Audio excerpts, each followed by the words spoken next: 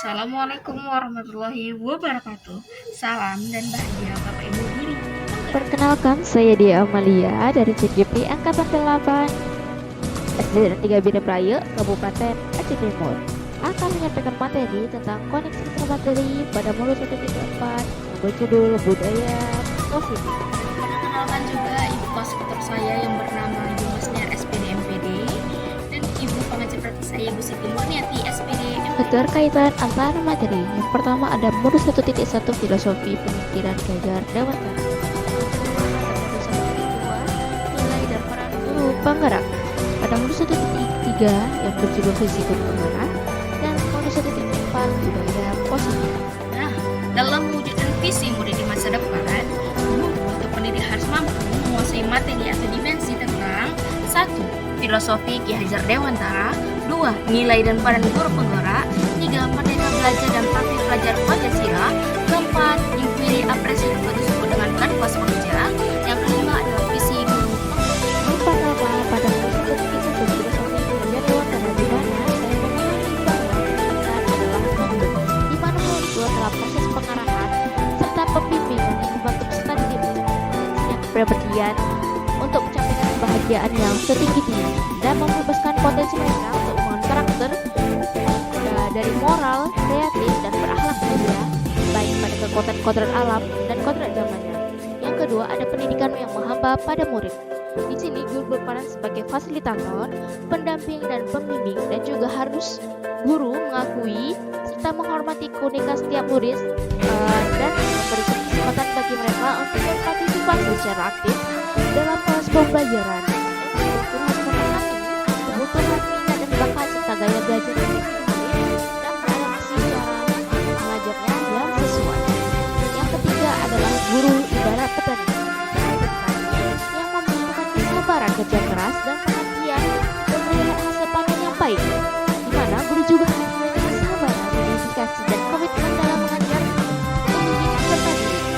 Mereka harus menghadapi tantangan dan kesulitan yang mungkin timbul dalam proses pembelajaran serta memperhatikan kompetensi yang peserta didik. Nah, untuk yang kedua, pada poin 1.2 yaitu nilai dan peran guru penggerak.